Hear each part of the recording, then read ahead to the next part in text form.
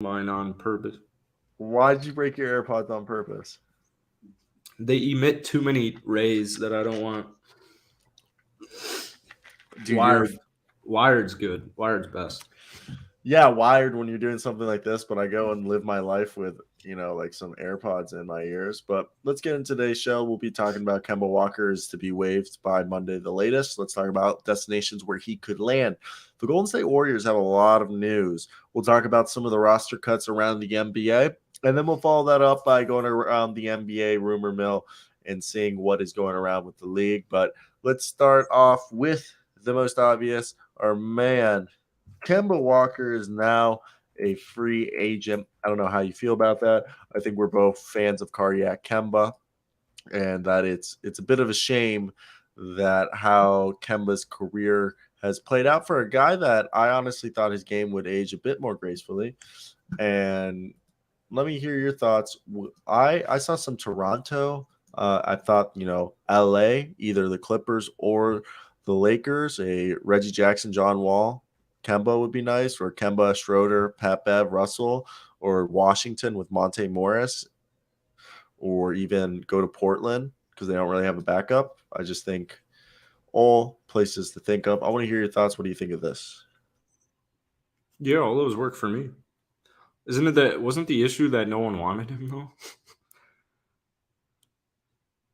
That was rumored, and I don't know if it's 100% true, but yeah, that was rumored that nobody wanted him, but also was because that I think nobody wanted him more than the veteran minimum, and he was the offer that the Pistons were offering him was very low, so the Pistons are straight up waiving him, I guess, and paying him full price to leave, and now he'll probably be cool taking the vet min. So Yeah. where do you think he should land? Where would you like him to go? New York? I don't care. Wherever he wants. If anybody would take him, then he should go there. Portland works for me. What was the other one? Portland. Yeah, Portland works for me. But LA, any of the I don't LA think Portland teams, really needs him. Washington, Ooh, Atlanta, Washington would be cool. I like Miami, Washington a lot. Miami, go back to the Charlotte. Yeah, I don't think Miami. I don't think Miami's interested, but Charlotte works really, really nicely. Actually, he could probably get enough playing time and enough production where he can get paid, and that can probably be like the pitch that Charlotte does to come back home. Charlotte might be the answer. Charlotte, Washington, definitely not LA. Either LA team, definitely not either LA team. And yeah, those two have my vote off the dome.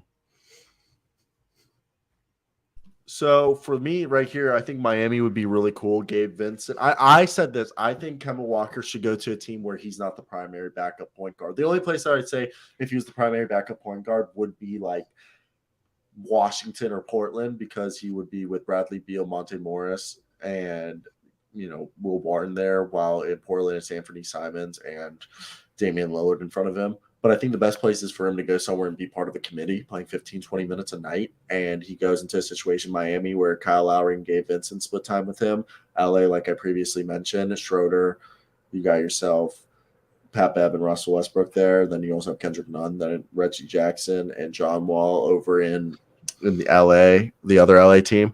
But I think I think he needs to be part of a trio where there's a defensive guard, there's a starting guard, and like even Atlanta would be cool where him and DeLon Wright are the backups for Trae Young and DeJounte Murray. So you have DeLon Wright as like the DeLon went to Washington. Oh, DeLon, that's what I meant. Sorry. I don't know why I just said Atlanta. Washington, where DeLon Wright, and you have DeLon Wright, Yeah, but I'll talk about yeah. Atlanta. And then Atlanta even with Aaron Holiday. So same thing, Atlanta and Washington. You have Aaron Holiday and DeLon Wright in their respective teams. And DeLon's behind Monte Morris. So when you need some offense, you put Kemba. When you need some defense, you put DeLon in the game. And then you go over to Atlanta when Trae Young comes off the floor. If you need some defense, Aaron Holiday is there. If you need some offense, you have Kemba. I think that's – or even, what's great? Dallas. Dallas is the only other place I think Dallas, I think the only location besides Portland where he would be the primary backup point guard, because they don't have a backup point guard in Portland really, would be Dallas, where I think he could be utilized playing off of Luka and him. I think right now, I think the right now is Spencer Dinwiddie. And do you know Tyler Dorsey might get cut after signing a two-way? And and I think when I look at this roster, Kemba would literally play 25 minutes a night. And people act like Kemba's stats were that terrible. I think, look, first off, he wasn't healthy last year. I think health was a big thing. And plus the culture was broken. It seems like in New York last year. Maybe it's fixed. But when I looked at this team, this is the crazy. I mean, not this team, these stats. Kemba still is a good shooter. Like Kemba over the last since 2015 has never shot below basically 36%. Yes, he shot 1 year 35.6, but I'm going to round up and say 30. He's never shot below, 36% really in a season. Last year 36.7. Yes, he from the field, but I think Kemba Walker's kind of a guy that you tell him, "Hey, Kemba, I don't think you should drive to the rim anymore. I think what we need you to do is try on defense." And on offense, the first thing you should do is pass the ball. Look to pass, look to run the offense. The second thing you should do is catch and shoot threes. Just shoot threes. That's all we need from you. You're still a good shooter. Just keep shooting those threes. If I was a team I see what you mean, but I don't think we're quite there yet. And to answer Thomas's question, nothing happened to Kemba. He is 1 year removed from being a 20-point per game scorer in Boston. He's 2 years removed from making an all-star team. The last season, like Cyro was saying, I mean, injuries to him just completely hampered, I would say, any type of continuity that they could get going. And last season for the whole New York Knicks team was a colossal nightmare. You're 1 year from being a home seed in the playoffs to that last year. I mean, the Knicks were a dumpster last season. So I don't think anything's happened to Kemba. I get he's getting up there in age, but I don't know if he'll get a starting role because I don't think his Knicks stats helped him much. And, also people already filled guard roles. Kemba hasn't been healthy since 2018. I mean, 2018, yeah. 2018 or 2019. Yeah, Kemba hasn't. Yeah, since 2018, he hasn't played a full season. He hasn't played more than 56 games since 2018. He played 56 in 2019. 2020, he played 43. In 2021, he played 37. I just think it's health. He just needs a fully healthy year, and that's why I just think, the thing is people don't realize is he's been, even last year, he's playing 20, 30 minutes, 25, 30 minutes a night. And I think he's at a point of his career. Yes, he's 32, but he needs his body just to have a year where he plays a full season and plays 15, 20 only a night. Maybe 25 at most, but I think 20 is that golden number. What did Jordan Clarkson play last year? Or we'll look at another guy. Jordan Clarkson played off the bench last year, 27 minutes a night. Okay, he won MVP playing 26 minutes. If we look at Spencer Dinwiddie when he got traded to Dallas, he was playing 28 minutes a night. You would say Jalen Brunson is. I'd give him the same thing. I also, real quick, want to point out that 3 years ago, I don't think you can count that as an injured year because he played. I don't know what 56 divided by 72 is, but what is 56 divided by 72? 56 divided by 72? It's almost 80% of games. I mean, I don't really. That's 77.77. If that was a normal season and there were 82 games instead of 72, he would have cleared 60. So I don't view that as an injured season. But I get what you mean. The last two seasons, he hasn't been healthy. But that year where he played 56 out of 72 games, he was an all-star for Boston. And then they decided to go in a little bit of a different direction. Boston also, up until this year at the point guard position, wasn't really figured out. Should they bring him in? Should Boston bring Kemba back? Brad Stevens liked him. I bet there will be some rumblings for sure. But their problem isn't point guard. They brought in Brogdon. Yeah. They would just have a log jam at the point guard position now. So I think, supposedly Sam Hauser's been looking nice. And they've been alluding that Danilo could come back for the playoffs. I'm like so sick, dude. I don't know You're if you sick. Wow. I have like a cold. Mm. Yeah. You remember I said I felt like I got fucked by a ghost? I don't know if I'm starting to get sick or if it was because I slept with my mouth open. Last night, I started getting the headache, and today I woke up with the congestionness, but I've been on Dayquil and Excedrin, so like keeping me up. But yeah, I have like a project I gotta do. Feel like complete shit. Like It's Friday night, dude. I'm not A doing project? shit. No, yeah, I got a project. I'm not doing shit. I'm being sedentary tonight. I'm not gonna go What do you out. eat for dinner? I'll probably have soup. I had hot dogs for lunch. I regret it. Mm. Yeah, National Hebrew National. That's a good one. Probably the best one. That's the only hot dogs I eat. That's a lie. I'll eat Nathan's, but I only eat beef franks. And like if I'm going to the store and I'm buying hot dogs, I get Hebrew Nationals. Same. Oh. Like, do you know what I mean? But like if I'm like at a baseball game or like in a city and I want a hot dog, I'm not gonna go to the vendor and be like, are those Hebrew Nationals? Most of the time they're either Hebrew Nationals or Nathan's. And I'm cool with that. Yeah. You've been to Nashville, right? Yeah, I've been to Nashville. I've gotten the big hot dogs that they have like outside of there. Yeah, are those Nathan's? Usually most of the time they're Nathan's or Hebrew Nationals. Those are the two hot dogs most common. Mm-hmm. They're usually beef franks. Those are that's my second favorite hot dog in the world. Nathan's? No, the Nashville street dogs. Yeah, those are good. Have you had I want to try the French hot dogs. What's that? You've never seen the hot dogs in France? No. Well, either way, wow. Costco has really good lunch in my experience, but I'm not a hot dog guy, so I've never had I've never had Costco lunch, but I've had Sam's Club, which I assume is the same, like the pizza. Sam's Club? Yeah. They have food? Yeah. Whoa. Damn. French hot dog. So how many videos are you going to make for the rest of the day because you're sick? I've made 7 already. Jesus. I'll make 3 more. To get to around 10. They look something like this, bro. They're like... Whoa, it's like a full-on wrap. I would definitely try that. Yeah, they're like French hot dogs. That's how like they're on like a baguette. Yeah, that looks like really good bread. Right here. Like this is what they look like in France. Oh, that's sweet. Yeah, they're like longer. I've never had them. I've never been to France.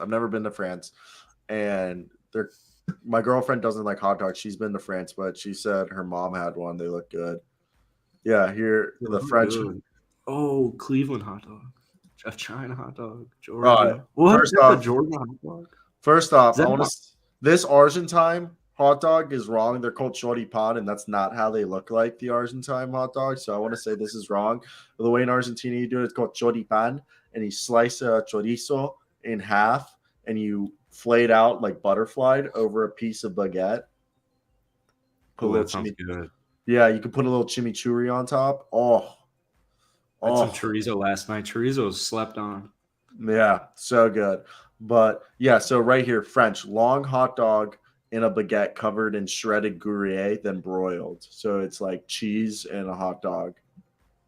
Wow, interesting. Yeah, that Amsterdam one looks really good. Sounds good. Pizza sauce and mozzarella cheese, then broiled. Yeah, that does look good. It seems like we just fucked up our hot dogs, although I guess American hot dogs are pretty good. Oh, dude, here it is. Here's a perfect picture of a Parisian hot dog. That looks unbelievable, yeah. Yeah, this is like how they're like correctly done they look like. What? That looks like a Bosco stick. And you cut it in half and the hot dog's in there. Isn't that gas? That looks phenomenal. I'm so hungry. Yeah, I'm not hungry anymore. Like, when you're sick, like you get that like... I'm like, so as a healthy person, I'm looking forward to dinner tonight. Yeah, I'm just like feeling like shit. Smoking's not helping. I want to be a piece of shit and just not do homework, but it's literally, I took one of those short abbreviated classes that are like 7 weeks online. Jealous. No, I'm So like at KU they offer you can take online classes. So I'm taking 4 classes, but one of my classes ends today, so I'll be only taking 3 classes. And yeah, isn't that nice? It was a 7-week course. It was just like a lot more intense, but I don't want to do this project. just don't. I have to. Do it Sunday. I have an 81% in this class, and I have a 3.5 accumulative GPA, and I want to stay at a 3.5. 81 is really good.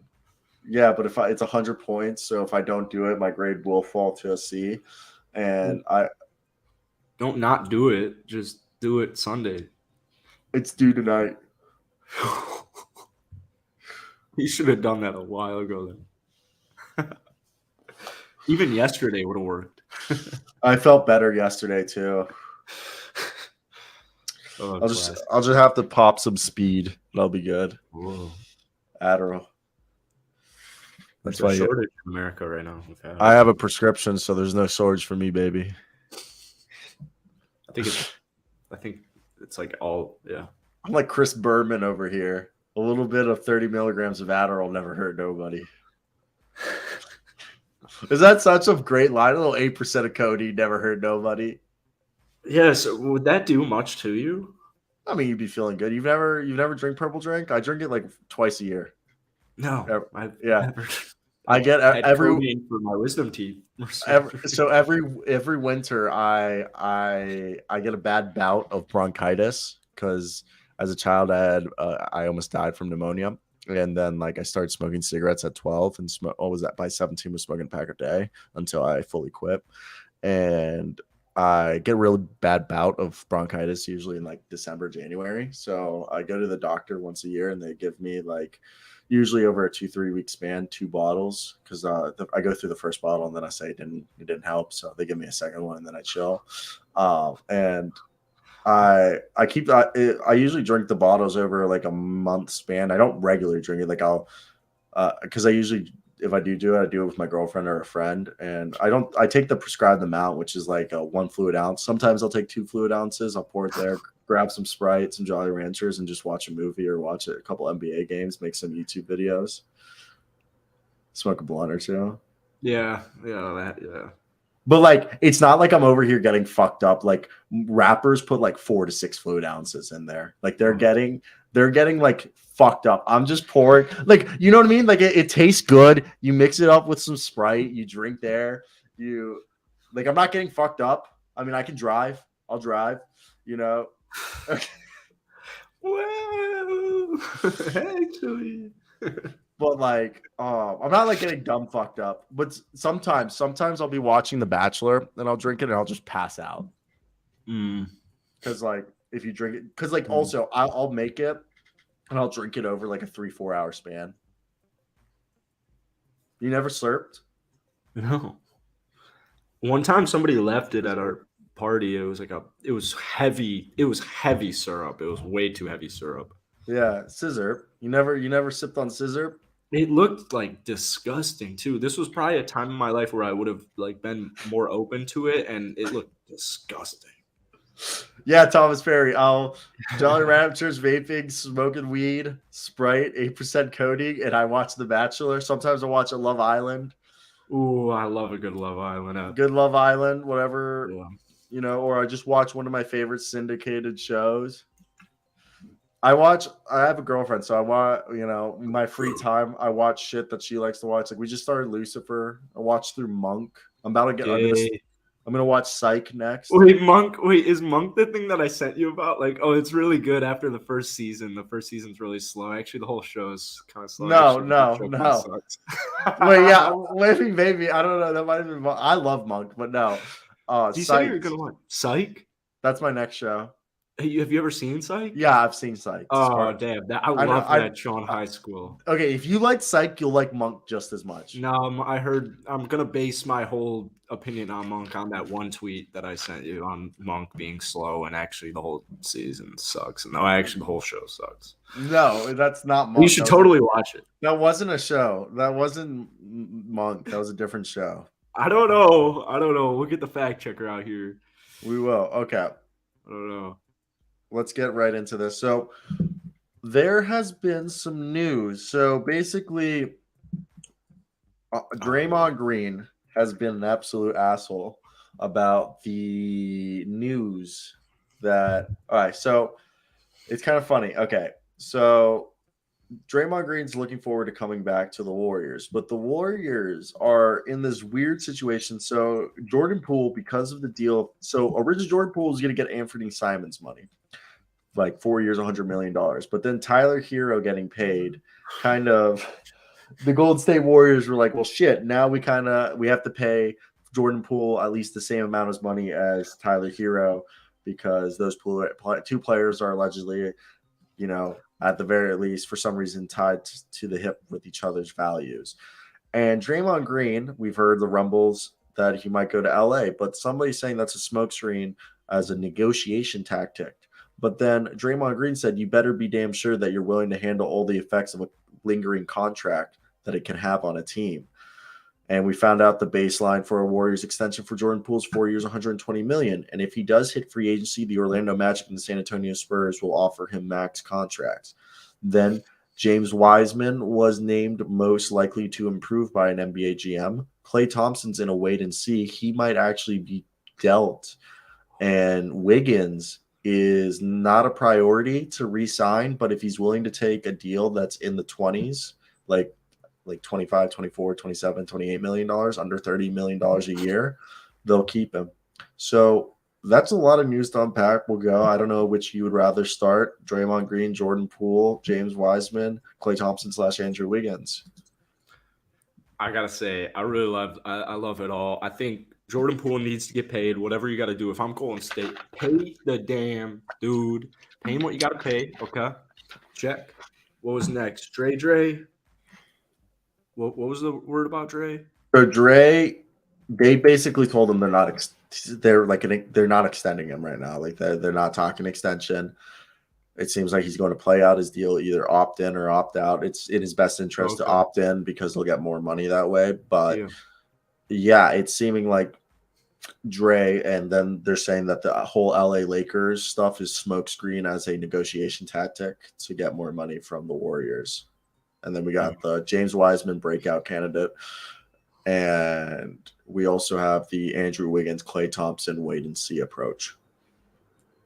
Yeah, I think Klay Thompson. I hate saying it, but trading him makes kind of sense. Unless Also, you look.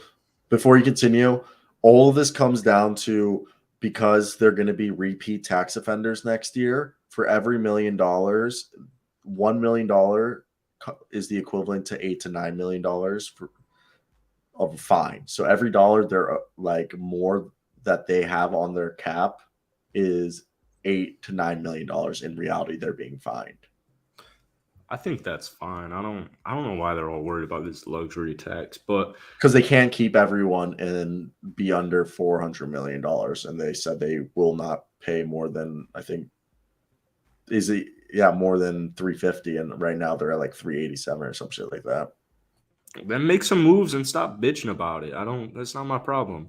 So James Wiseman looks phenomenal. I think we talked about it a couple of days ago. He looks phenomenal. I mean, he's scoring on his own. Like we knew he was a playmaker. We knew he could, athletic guy. We knew he could score. I mean, we saw it in rookie season. But I really like the way he's moving in the offense. I like his rim protection, even if he's not getting a block. I like that he's still coming, even from weak side. I like just he's making his presence known down there. I like his passing. It looks very, very improved. He's setting good picks. He knows where he should be. It's preseason, but I like it. I think he's doing a great job. Uh, Andrew Wiggins makes a little bit of sense to me because you know I love Wiggins, but they might just look in a different direction. They might just look for something cheaper or even a different player. I don't like that's a whole like you said, there's a whole lot of news to unpack there. I don't think and obviously all this stuff's gonna take time, but you gotta pay Jordan Poole. You gotta most likely you're gonna want to pay James Wiseman. So, you know, it looks like Dre's gonna either have to come back next season or they're just going to let him walk. And, I think trading Clay might depend on, like, Poole is ascending to a superstar right now. So I would imagine Clay's the type of guy who's going to take a nice pay cut. I would also imagine Andrew Wiggins is the type of guy who's going to take a nice pay cut. So we'll see what happens. I think, one of those three is going to leave. Poole, Wiggins, or sorry, not Poole. Yeah, one of those four: Poole, Wiggins,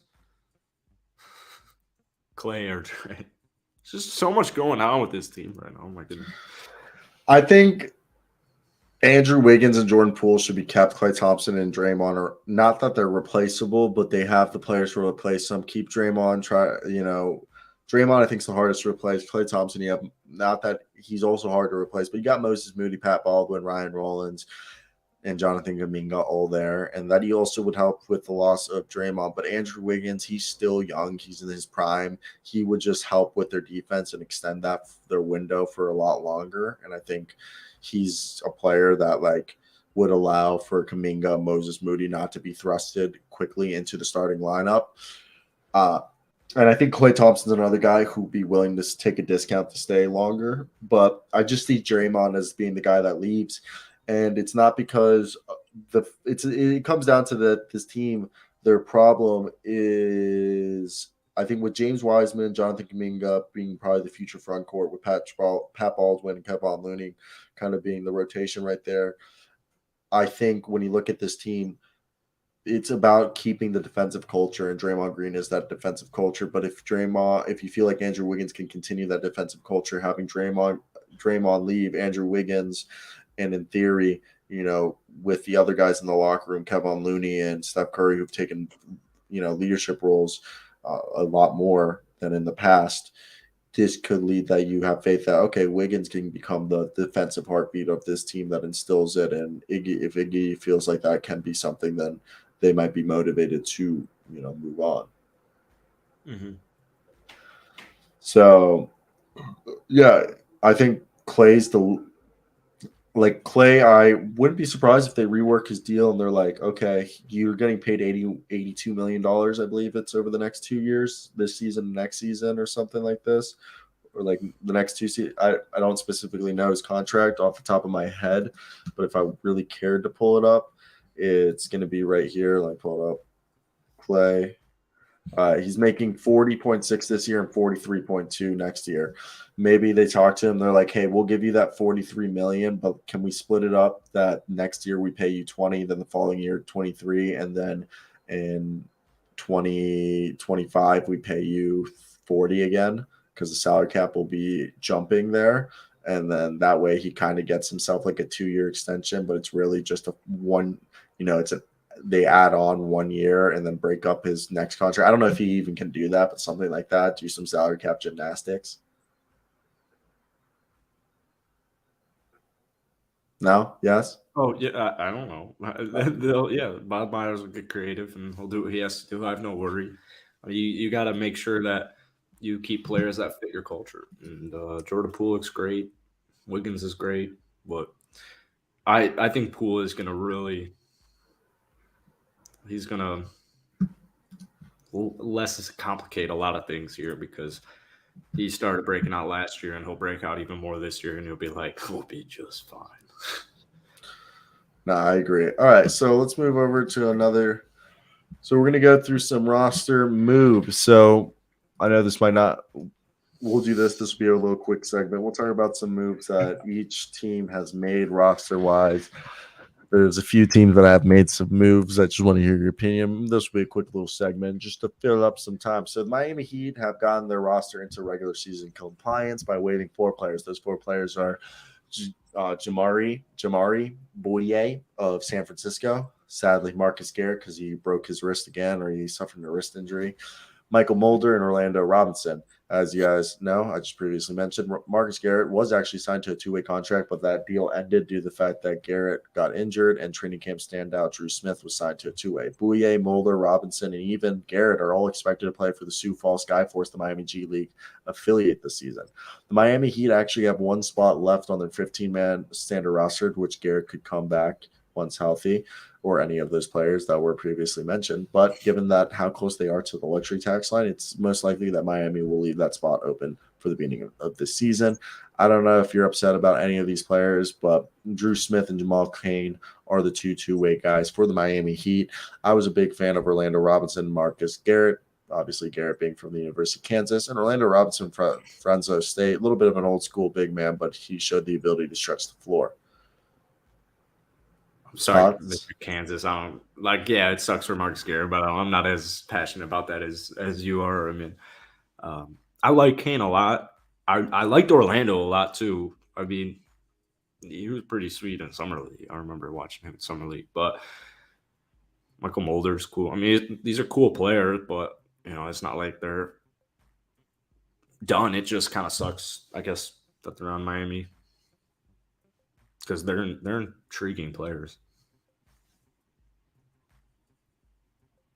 They're all. I think Orlando Robinson, Garrett, and Bouye are all three of these guys are. I think Robinson, if you're to 7 or gets traded, if they end up making a move, which year 7 seems like the guy who could be packaged due to salary, but Robinson and Bouye, 2 scorers. I mean, Bouye is a scorer, but Robinson showed scoring abilities. Robinson's just a good big man and just scream something that the Miami Heat would be interested in. Marcus Garrett's one of the best defensive players in the NBA and was the best defensive player in college during his time. And he's a guy who can handle the rock. He's like a guy who shoots 60% from the field, really doesn't have a jumper, but God, is he amazing at finishing. So all these guys scream Miami Heat players, but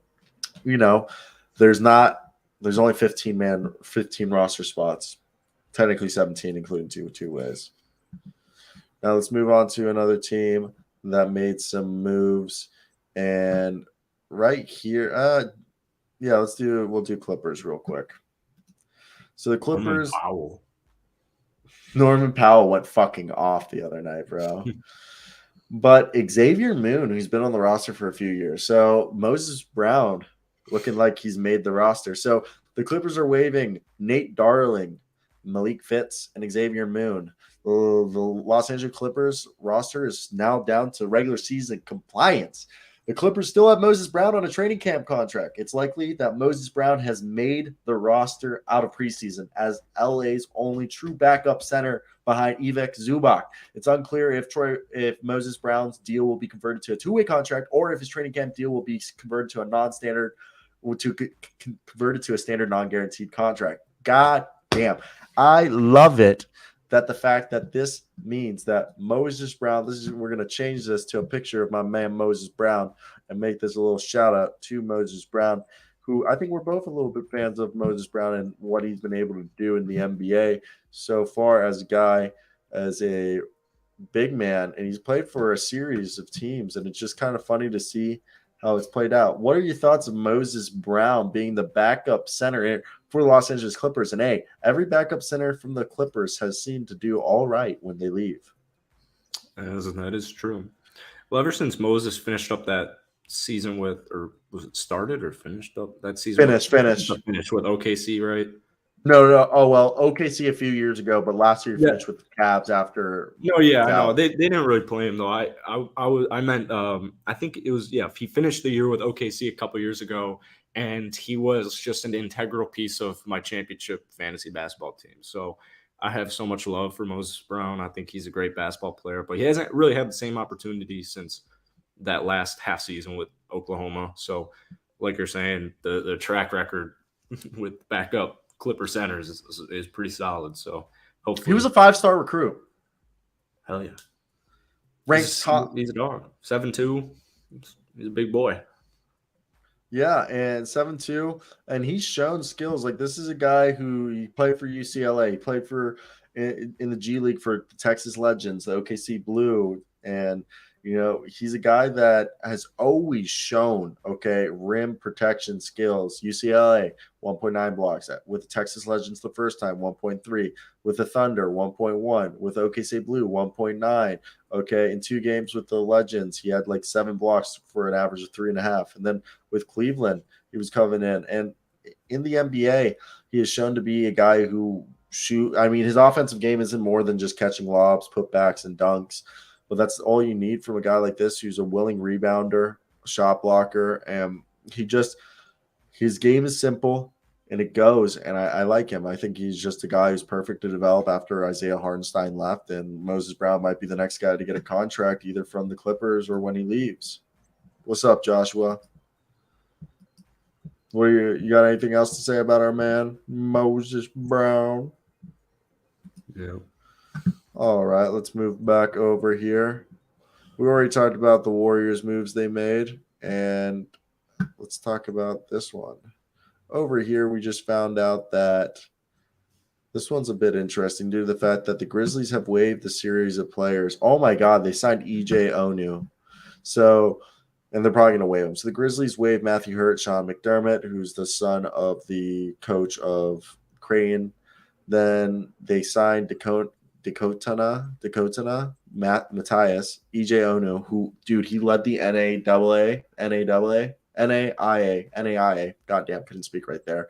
In blocks. Oh my God, love this guy, EJ Onu. He's like a freaking beast. I don't even know how to explain like the reason why I like this guy, but I'm gonna read you his draft day like guide that like I thought was such an interesting write up about him, because he was a player who played at, I think it was Shawnee something. It's unreal, and he ended up playing, I believe, in Canada last year, EJ Onu, and he's probably going to get waived here. They're probably just going to put him on their G League team, but he is so interesting as a player, because he could have he played for Shawnee State, and he's like he's my age. He's like 23 or about to be, and he played last year for the Canadian Elite Basketball League, which is like the league that Drake's part of, and he averaged 9.5 points, 3.5 rebounds,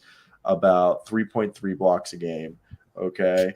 And then for the Memphis Hustle last year, he averaged 2.2 blocks a game. Like the kid is just fucking a shot blocker. And I know it's all lower level basketball, you might argue with me, and I get that. Okay. I know that isn't like the best way to go off of somebody, but EJ Onu, this kid, 6'11" with a 7'8" wingspan.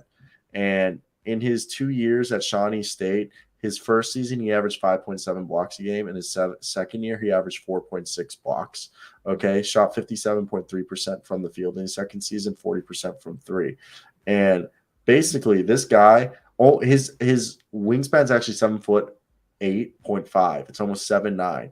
He was like an elite rim protector at every level he played. And he's a guy who does an incredible job of using his length and staying big at the rim and taking up as much space possible while maintaining vertical space without fouling. And obviously, the reason why he hasn't been in the NBA yet is just because he still needs to adjust to the faster speed of the NBA. But he's going to be a very skilled shot blocker whenever he does translate into the NBA or even overseas.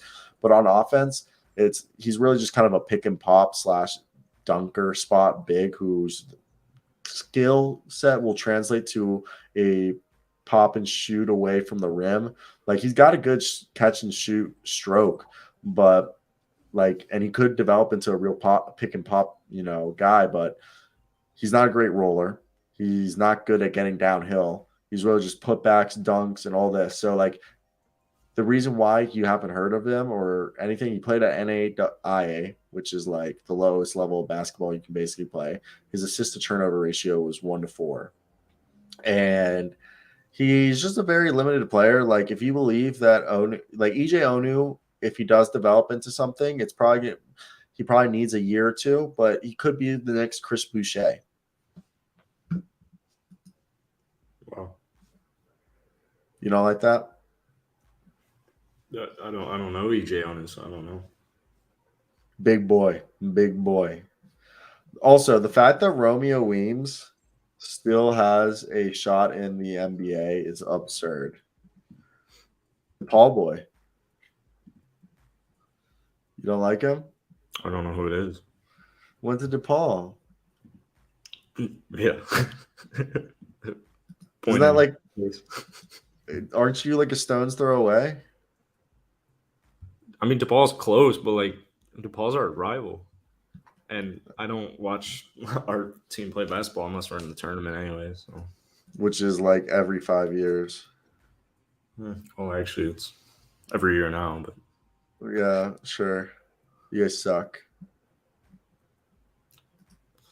made it 3 out of my 5 years. So. Fake news. I don't think there's any news on Gary Bird except he's getting cut. He's getting cut. Okay, let's talk about a guy who recently signed a deal with the Charlotte Hornets, and he goes by the name of Theo Maledon. And Theo Maledon was one of my favorite prospects going into the draft a few years back. And you know why? Because he was the protege of Tony Parker. And he just recently signed a 2-way contract with the Charlotte Hornets, who, as you guys know, he's probably going to get some playing time with LaMelo Ball being out and Dennis Smith Jr. probably being the starting point guard. Maledon played in 51 games last year, averaging 7.1 points, 2.6 rebounds, and 2.2 assists per game in about 18 minutes a night.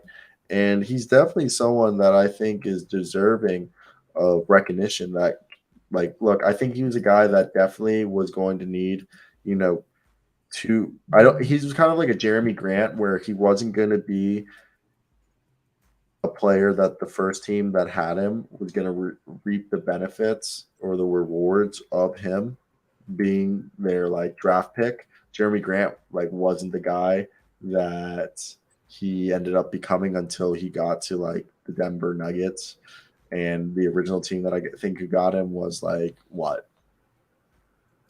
Philadelphia 76ers. So I think that Theo Maledon, now that he's technically on his third team, I think this is kind of the time where we're going to start seeing a guy who is a multi-positional defender who I'm not going to sit here and say his offense is ever going to take off and he's going to be this guy, but he's 6'5" with a 7-foot wingspan basically. And he has the ability, and he has offensive games similar to Tony Parker. But for me, when I look at him, I think he would have been a first-round pick if he stayed another year or two at ASEVL. But now I think he's somebody who has been bringing better defensive effort, and if he continues to work on his defense, he's going to be good. He started tightening up his handle and diversify it with some creativity. And I think he's somebody that, like I said, that now that he's on his technical third team, he's had some time to develop, and he's in a position to really play some minutes and play off of some of the best players he's ever played off of. And now that he's also approaching the age of he's only 21. Okay. And I think he'll enter his prime at 25. And he's a guy who overseas shot 36, 37% from three. And he's shown the ability to shoot threes. He's going to be a guy who will be a solid NBA role player at the very least, who can make plays in transition, play well off of ball screens and utilizing ball screens and knock down some shots. So I say start buying stock into Theo Maledon to prove people wrong on the Charlotte Hornets. What are your thoughts? Yeah, I don't know why Houston got rid of him. You guys need guards. I don't get it. I really don't know why they got rid of him. They don't have a backup point guard. Daishen Nix sucks. Daishen Nix is not an NBA player. Ty Washington is not an NBA player yet. Ty is going to be good, but Ty needs some strength training. I just want him I want him getting reps. I just don't think he's going to get reps this season. Theo Maledon was a legit backup point guard for y'all. Yeah, just pair Theo with Eric off the bench. Yeah, dude, that would have been perfect because Eric would have helped him out. Yeah. So, but I guess they don't want to go.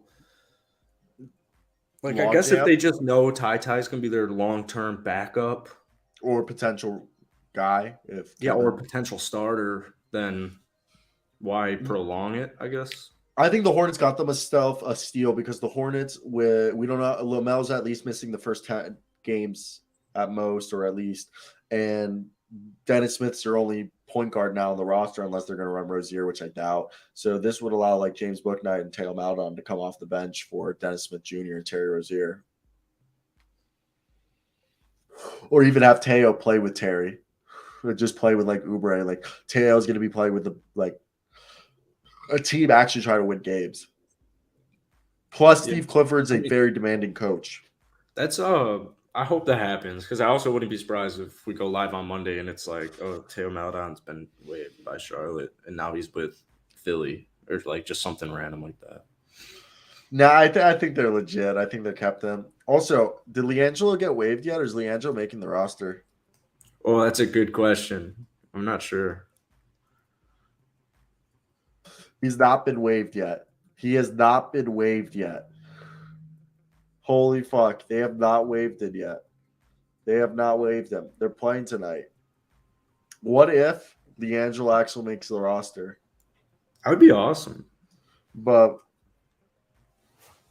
also, it's so geek.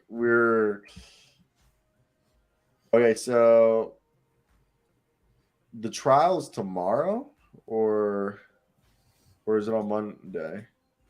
The trial? Oh, Miles? Yeah.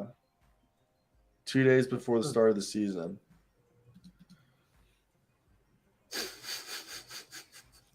I think it's on Monday. They prolong it again for a sixth time, yeah. But like I told you, also guys, we have a show lawyer. Luke's been on before, but Luke's a law student at the University of Kansas. He'll be a lawyer in 2.5 years. Dude, today he was reading up on the Len Bias case. Who's Len Bias? You've never heard the Len Bias, the guy that the Boston Celtics drafted in the middle of Larry Bird's prime. Oh, yeah. And on his draft night, he OD'd from cocaine. University of Maryland alumni. Yeah. Yeah. Len Bias.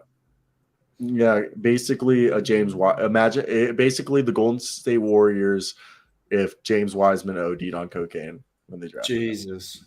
That would be the equivalent. Yeah, I forgot about that. When was that? 60? No, 89. 89. Yeah. Len Bias was 89 or 91 because basically I don't know how they got the second overall pick. I think they got it in a trade, and what ended up happening was it was 1986. So in the middle of Larry Bird's prime, Len Bias was supposed to be like Scottie Pippen to Jordan. You know, like how Pippen was drafted after Jordan. And so basically Len Bias was supposed to extend the career of Larry Bird because he was supposed to be his co-star. Like Scottie Pippen was drafted in 87. Jordan was drafted in 81 or 83, was it? 4? It was 2 or 4? I thought it was 84. No. Yeah. He was drafted in 84. Yeah. So 3 years after him, Larry Bird was drafted in what, 79 or 81? Larry Legend. He was drafted in 78. And Xavier Worthy was drafted. James Worthy, not Xavier Worthy. My apology. James Worthy was drafted in 82. So yeah. So so Len Bias was supposed to be James Worthy to Magic Johnson. Magic Johnson was drafted in 78, and then they drafted in 82. James Worthy with the number 1 pick, and that was supposed to be what, you know, and James Worthy ended up being a like Hall of Famer. You gotta learn. Have you watched the documentary, the Lakers documentary on Hulu yet? No, I feel like they're pumping these docs out for money right now. Did you see what I tweeted the other day when I said that? I literally tweeted that. I was like, "Oh, did you tweet what I just said?" I literally tweeted that. I'm gonna pull it up on my Twitter, dude. Damn, maybe that's why I'm thinking that right now. Wait, hold on. I think I did because I wanted to retweet that. They're pumping these out for. What'd you say? Yeah, just pull it up. It's right here. Cam Newton's trending. Right. I feel as if all these recent sport documentaries are rushed out. They're not trying to tell a story, but instead profit off these athlete stories. 100%. And I wasn't even. What's that say? Redeem Team was focused on the evolution of U.S. basketball, it would have been impossible to not focus on Kobe while explaining where the turning point was for that team coming into the '08 Olympics. I wasn't even referring to that doc, but more how streaming services have all released their versions of same stories over the past year, focusing on stories that sell instead of moving people. Yeah, I agree. I like the idea of it so much, and my buddy was telling me that the Lakers one's really good. I don't, I don't really watch too much TV right now, but I forget there was one that I saw they were making. Maybe it was like a Pistons one. And I was like, what? Why?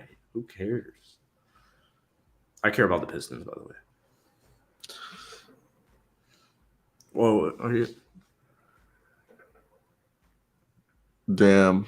What? If I'm just it's so basically it's all Cam Newton's trending because last night Ryan Fitzpatrick called Justin Fields a Cam Newton type quarterback. All right, let's go over to Pirtle to wrap today's episode. I don't know how we Monday morning we need to talk about Russell Westbrook getting benched. We're talking about freaking we won't talk about Russ getting benched and traded possibly. Do you want to talk about that right now? No, because I'm gonna just make a video on it. But all right, so it's weird. So today, did you see what Woj said? No. I'll read you what Woj said. So let's actually the Twitter post was a better picture. So right here, before we start what I'm about to talk about.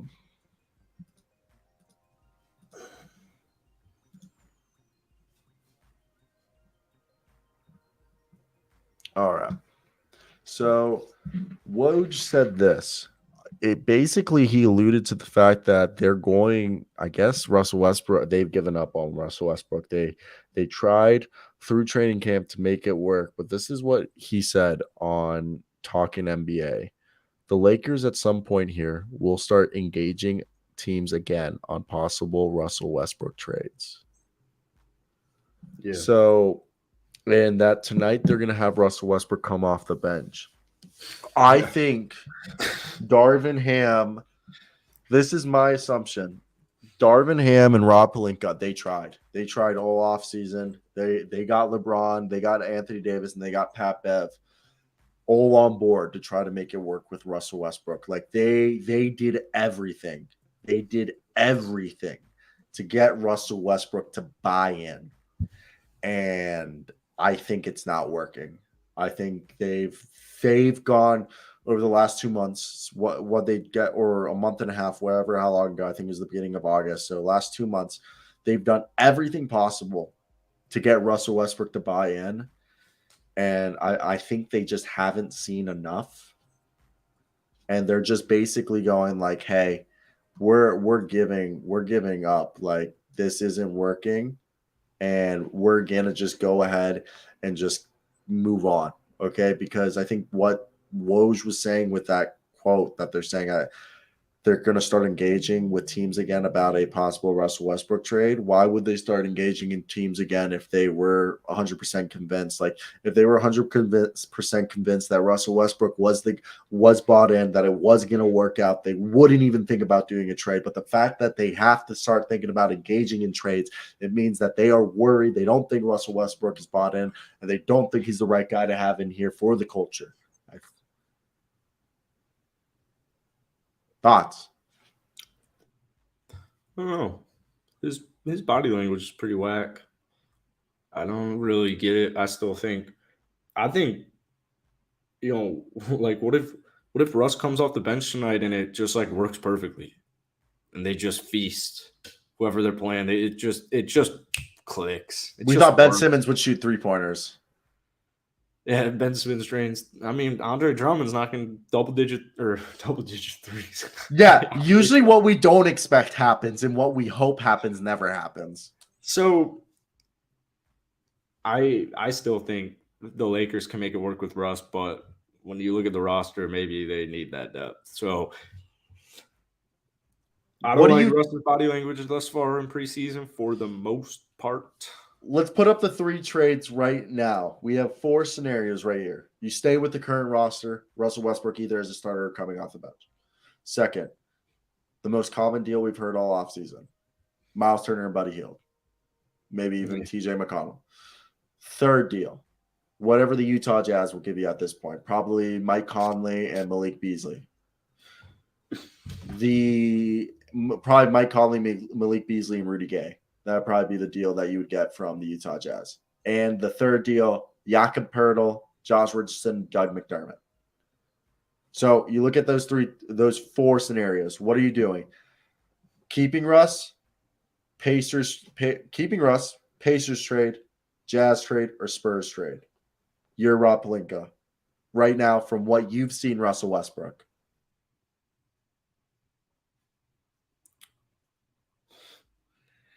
I don't know if I have more. This is like the hottest it takes because my issue isn't even Russ. It's just the Lakers' depth. So I'm trading Russ for whatever amount of depth I can get if I'm Rob Pelinka, because I don't think their bench is good in any way, shape, or form. So okay, I agree with you, and I think moving Russ now that they built up the guard, I'm not worried about their guard position with Schroeder, Kendrick Nunn, and Pat Bev. I think Pat Bev was a phenomenal move. And then and then Schroeder getting it there, so you have a defensive guy, two defensive guys, and Nunn and Pat Bev, and then you got your sixth man in Schroeder. I'm cool with the depth at point guard. I just think the wing position, which you and I have both been concerned there. So looking at the three deals now that we both agree, let's trade Russ. Are we calling up the Spurs and trying to get Jakob Poeltl, Josh Richardson, Doug McDermott? Do you think that would move the needle? Or are you calling up the Pacers and trying to convince them to give you Buddy Hield and Miles Turner and potentially even TJ McConnell? Or are you calling up the Jazz and being like, send me Mike Conley, Malik Beasley, and Rudy Gay? We assuming you have to trade both first-round picks in this, regardless of the team. To be honest with you, none of those address what I want. Those are the only three trades right now that we know have publicly been basically made available. Then I'm keeping Russ for at least the first month. I think the more we talked about it, I fell in love with the Utah deal. Again, Mike Conley. Yeah, Utah's the best deal out of those, I would say, because of the wing. Yeah, because it gives you Malik Beasley and Rudy Gay. It gives you a backup power forward and small ball five, and even Rudy Gay could play small forward if you go big. You get Malik Beasley, who could play shooting guard or small forward. Then you get Mike Conley, another defensive guard, who could actually be your starting point guard. And then you have Pat Bev, Kendrick Nunn, and Dennis Schroeder all there too. So that just gives you so much depth. I think the second best deal is the Josh Richardson, Doug McDermott, which addresses the wing depth, but then kind of creates a logjam at the center position with Poeltl, Davis, Damian Jones, and Thomas Bryant. I think that's fine just because of Anthony Davis playing with centers. True, because then that would allow you to move Davis back to power forward, and then you would have a rotation of Poeltl, Bryant, and Jones, and then Juan Toscano Anderson would back up, and Doug McDermott would back up Davis. Yeah, like that's kind of interesting. Yeah, because Doug McDermott would be the stretch four.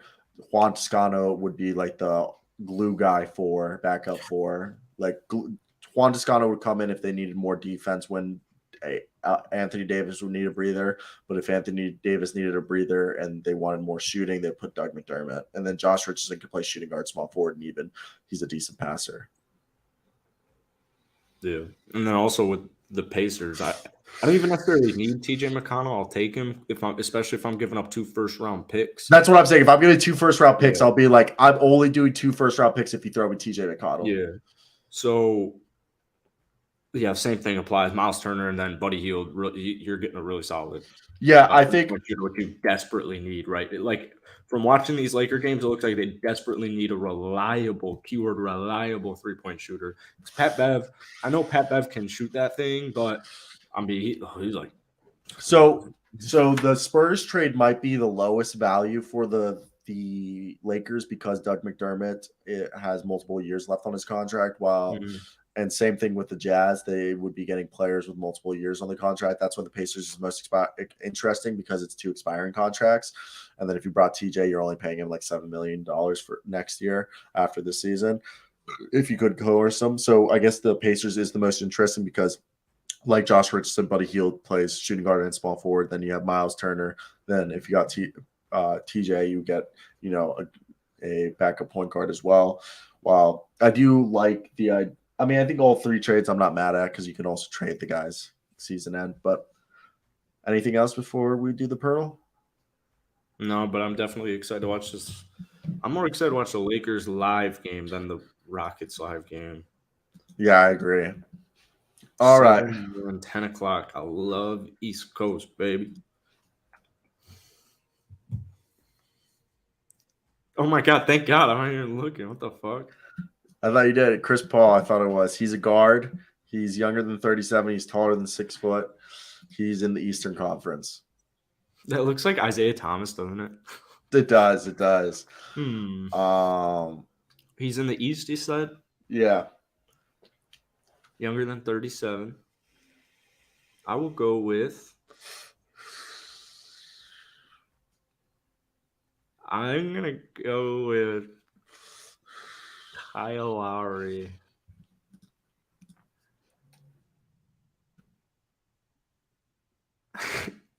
He was taller than 6 foot. He's not in the Southeast. All right, so his number's taller than 7, higher than 7. And he's younger than 36. He's in the East. I'm trying to think of who this could be because I'm sitting here and I'm thinking, okay.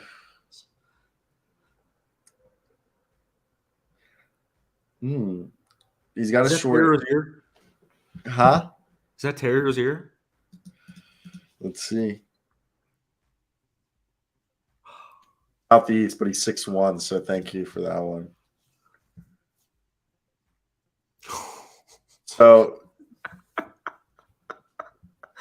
So he's not in the Central or Southeast. Wow. All right, so what the fuck is the other division? Goddamn it. I mean, I know. He's 6'1".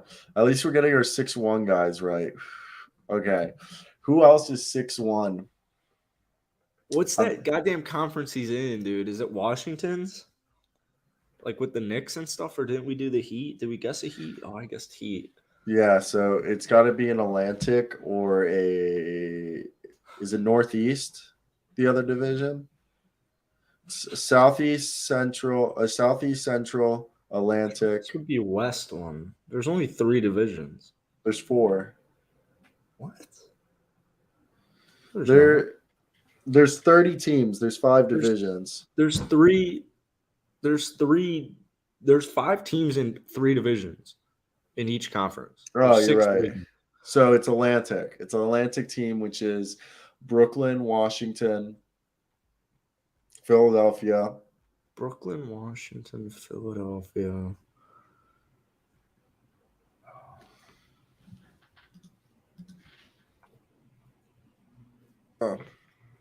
Oh, he's cheating. He's cheating. I'm not. He's cheating. I'm not. I'm typing in the. What is showing me your keyboard, dude? Look. Oh, yeah. Oh, whoa. That looks like. Because I'm showing you it. I was typing DeAnthony Milton and then I pressed the lock button, you asshole. I'm showing you right here. I'm typing DeAnthony Milton. Okay, so he's in the Atlantic. We can't even see the screen. This is rigged. Oh, I didn't know I did that. I'm sorry. Whoa. Okay, so we got it. He's not on the Sixers. He's in the Atlantic. He's 24. He's 24? Oh, dude. All right, you got 2 guesses. He's not on Toronto though, right? There's no 6'1" dude. That can't be Freddie because you said he's 24. Malachi Flynn?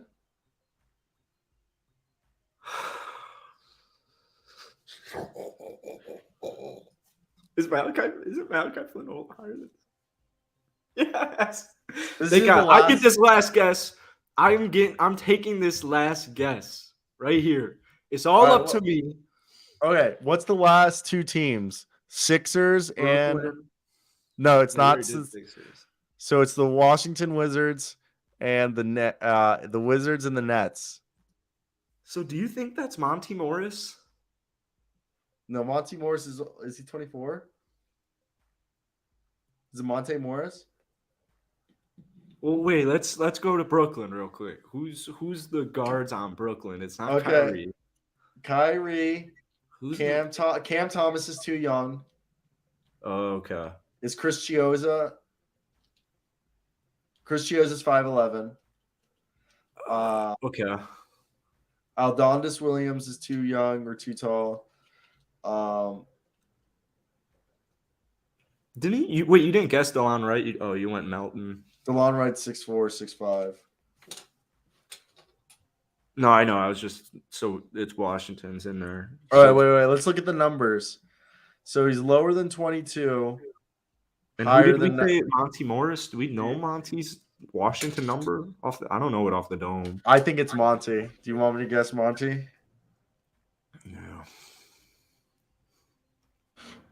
Oh my God! Wait, how's he on Boston? How do we not even think about Boston?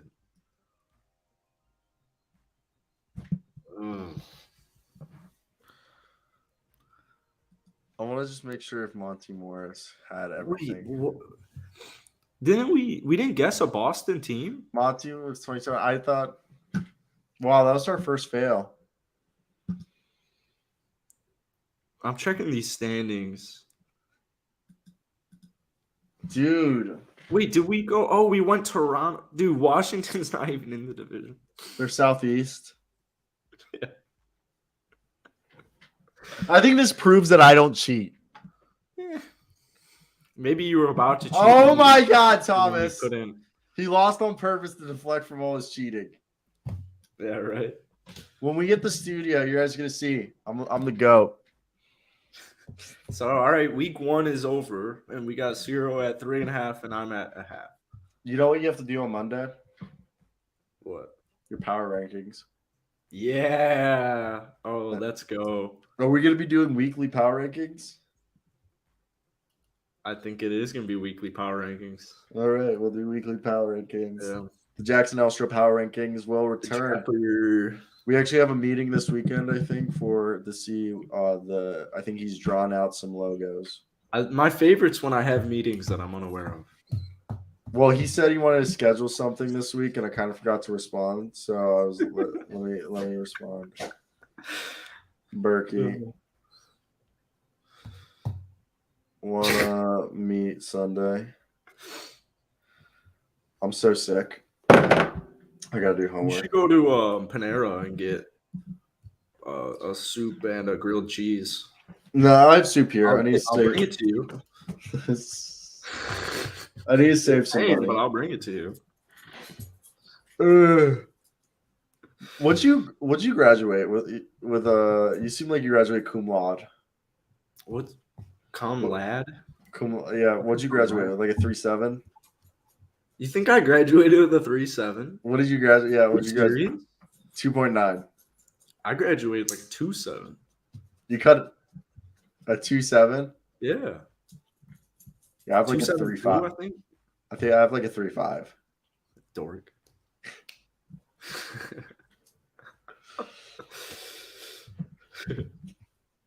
Wow. I guess my 2.7 makes sense when we do these picture Pirtles. I had a 2.98 in high school, and I got kicked. I was expelled, and I skipped over 100 days my senior year. Jeez. I had a 3.4 in high school. Yeah, I got better in college. How'd you not get a 3 in high school? I skipped over 100 days my senior year. Yeah, but it's high school. One of the kids in my Discord, I think he was failing a class or something. He's like, it's not my fault. I'm like, I failed a few classes in high school. Failing class at high school is not the end of the world. Dude. I took physics my senior year, bro. Online, it took on the online thing. I got a 58% in every fucking quarter, but my teacher loved me. I would come in so stoned, but I would answer and get all the questions wrong. She would give me a 61. I passed every semester with a D-. Shout out Miss Rettmeyer. Supposedly, she was the head women's lacrosse coach, and she would have a end of the year party at her beach house in Ocean City, Maryland, and supposedly someone used her bathroom and they found her bong. That's sick. Wow. Yeah. She's also like the cool teacher. You know, like how every public school has that one cool teacher who drives like an Escalade because they married rich. An Escalade. Oh, that's a nice car. I don't. My public school You wasn't. went to private high school. I forgot. But I went public before, so I guess it's a little different. I also grew up because in private, everyone's driving that fucking Escalade. Maryland used to be the richest state in the union. It's now second to Connecticut. Wow, I like Connecticut a lot. I've never been. It was beautiful. All right, I'm gonna head out. I'm gonna close my eyes for like 20 minutes, and then I gotta do some homework. Goodbye. Cheers. Talk to you Monday. Power rankings. Be a friend. Tell a friend if you enjoy the show. Bye.